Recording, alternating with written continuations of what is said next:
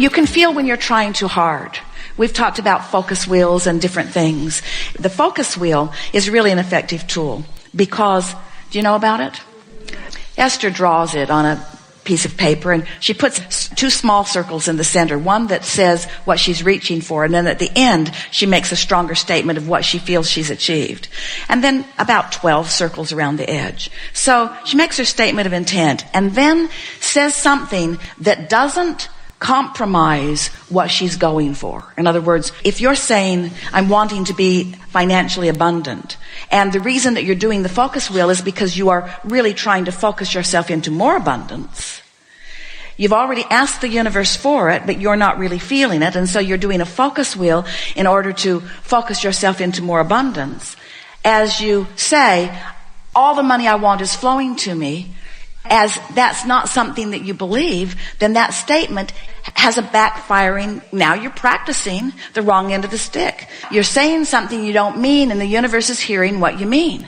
And so if you keep affirming under those conditions, you will reinforce how not enough money you feel.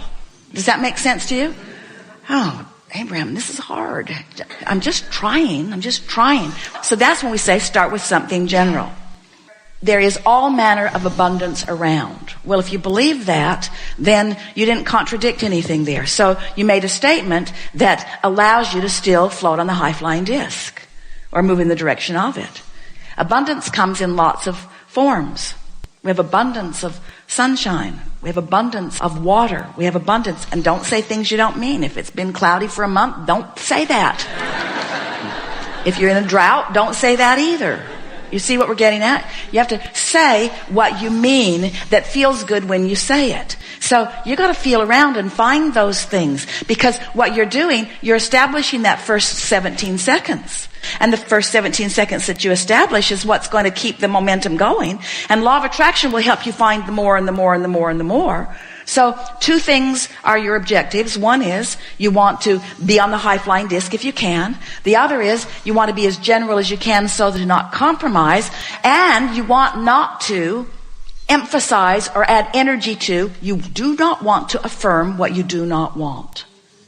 And so this is a little bit tricky thing that we are clarifying here. Sometimes by demanding what you want in feeling the absence of it, you affirm in opposition to what you mean to affirm. Esther had the most exhilarating experience a few weeks ago with these 2 little people that she loves more than life itself, her granddaughter and grandson. They went to the fair in Del Mar. And right from the beginning, they got off on different foots.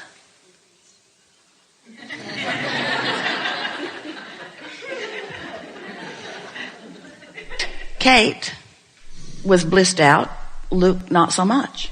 So the first thing that happened, Kate won on this spinning wheel, something she really, really wanted, because the man let her spin 3 times till she got what she wanted. Luke spun once and got something he didn't want and didn't get offered any more spins. Not fair, is it? Mm-hmm. So then off they went. The little games.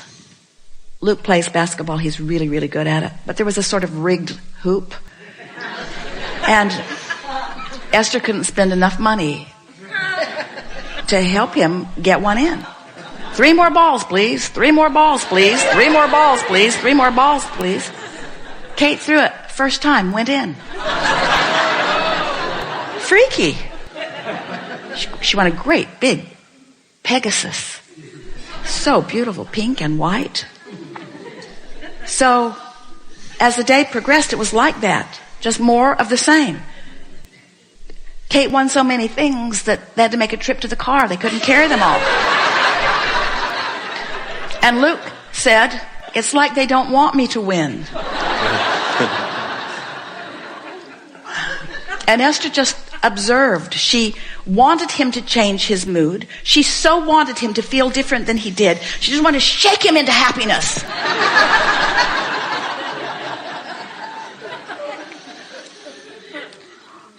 Be nice if that worked. Even though it defies every law that we know to be. So at the end, they had gone to the fair really because there was the train concert, and all of them liked train so much. And stage manager picked Kate from the audience to go on stage with Train.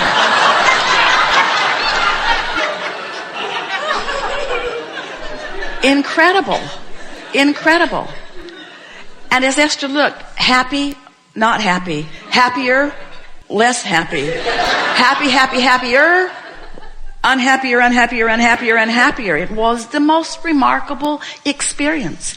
And nothing could be done. That's not the time to have the teaching moment, is it? Not with anybody else, and not with you either.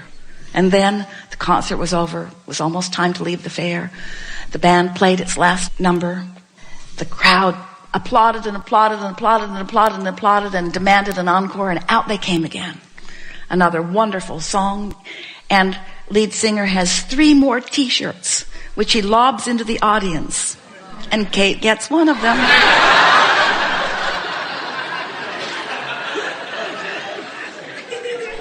And so, as Esther watched this, because sometimes Kate is Luke, and sometimes Luke is Kate, and sometimes Esther is Kate, and sometimes Esther is Luke. In other words, we do not want Luke to seem synonymous with being out of the vortex, because he isn't out of the vortex. He isn't off his high-flying disc. He just was that day.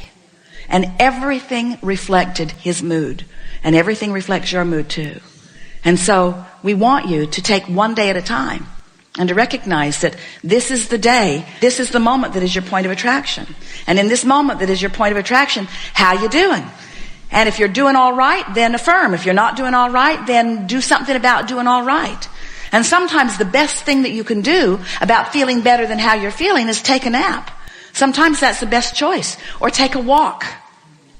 Don't call that friend that you vent to. Don't vent. Don't verbalize. Don't affirm. Don't affirm with your words. Don't affirm with your mind. Don't affirm with your fist. Don't affirm. Don't affirm unless you're sure you're on the high-flying disc. It is our promise to you. As you know the difference, and you do. And when you're on the high-flying disc, you get more and more specific. And when you're on less than high-flying discs, you become less and less and less specific. In other words, the less specific you are, the sooner that path dries up. The more, first time, the more specific you are, the more you open the valve, you open the pipe. So, open your pipes generally. When you're sure they're open, then talk more about it, give it more airtime, more examples, remember more things. Have you ever opened a pipe just a little bit and every bad thing that ever happened to you flooded into your mind? You got that pipe wide open, didn't you? And all the stuff that you do not want flows into your experience. You ever opened a good feeling pipe? And everything that you want flows into your experience. It seems like a good time to talk about how things move from vibration into tangible. Yeah. Through the pipe. But how does it happen? How does it happen? How does it come? So you're on that vibrational wavelength, wanted or unwanted. Let's say wanted. You're on that vibrational wavelength. You've been there for a little while. So now you've got some momentum going. So more thoughts are beginning to flow to you. Ideas are beginning to flow. Can you accept an idea as a manifestation, as an early manifestation? Oh, here's an even better question. Can you accept an emotion as a manifestation? Ooh, it is, isn't it? So what's an emotion a manifestation of? It's a manifestation, an amplification, a demonstration of your vibration. Your vibration and what? Your vibration and its relationship to its subject. So the stronger the emotion you feel, not good feeling or good feeling, then the more access you have to ideas and future manifestations. You see how it works? So you want to not think about those things that don't feel good, and you want to think about those things that do feel good. But most of all, you want to know the difference, do you? So can you think about a lot of subjects that you've had, or a lot of conversations that you've had with a lot of people about manifestations as you've been sorting them into wanted and unwanted piles? Can you feel the futility of that?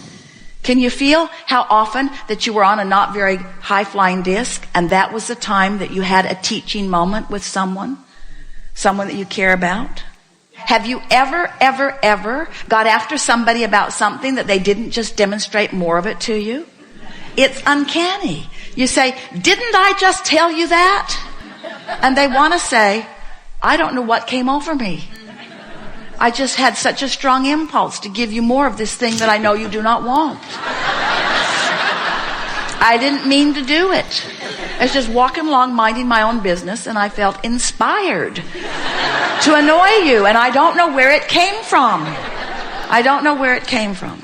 So if you're affirming something that you don't mean and it doesn't feel bad, then keep affirming it, because there are things that you really don't want to do. Esther said, Abraham, I get this high-flying disc. You want me to get on the high-flying disc and then get on the high-flying disc and then take a walk, get on the high-flying disc and then write an email, get on the high-flying disc and then have a conversation with someone I care about, get on the high-flying disc and then. But Abraham, I have stuff I have to do today, whether I'm on the high-flying disc or not. There's just stuff I have to do. And we say, well, we would like you to eventually get over that. We would like you to eventually get to the point that if you're not on the high-flying disc, that you just are unwilling to proceed. And you say, but I probably should go to work. And we say, then get on the high-flying disc. And you say, but I have to go tomorrow. I don't think there's enough time for me to get on the high-flying disc about that. And so we know that there are things that you have to do, that there are things that you are committed to, that there are action things that you have momentum about. But it is our promise to you that as every chance you get on the high-flying disc. It won't be long. If you wake up tomorrow with the dominant intent to get on the high-flying disc, you might not make it till breakfast before you fall off of it.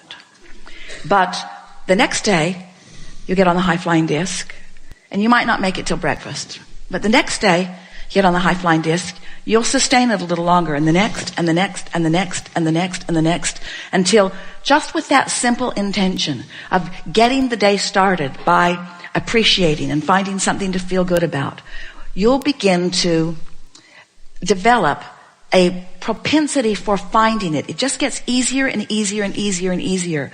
And then within 4 or 5 or 6 days of it, demonstrations of it that you will relate to your determined reaching for it will be so abundant in your day that you will never again question the relationship between the mood that you are deliberately choosing and what's happening next. Nature will demonstrate to you. Esther was doing a focus wheel, sitting on her deck, and she was really romping around this focus wheel. Kate had given her a little pen that looks like a magic wand, and Esther uses it almost exclusively. And she realized that as she was romping around the focus wheel for the 3rd or 4th time, because it felt so good to do it, she was actually waving the pen in the air like it was a magic wand. And a hummingbird came out over the garden and did 20-foot loop-de-loops. She's never seen a hummingbird do loop-de-loops, ever. Maybe you have? Esther has never seen that. She knew it was a demonstration of what she was feeling. There was no question about it. So it's not the kind of demonstration you want if you're looking for $100,000 tomorrow, we know. But through the path of least resistance, the demonstrations will come in the form of strangers first, because you don't have any pipes about strangers. Strangers first. First emotion demonstrates. Then ideas demonstrate. Then nature demonstrates. Then strangers demonstrate. Then people you know do or don't. Helpful? Very much. Yeah. Thank you. Really good.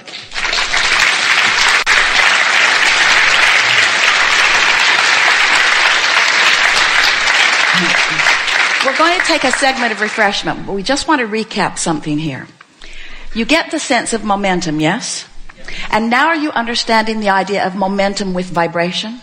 And does it make sense to you that when you think a thought, and hold that thought for as little as 17 seconds, then another thought like it joins it. And can you feel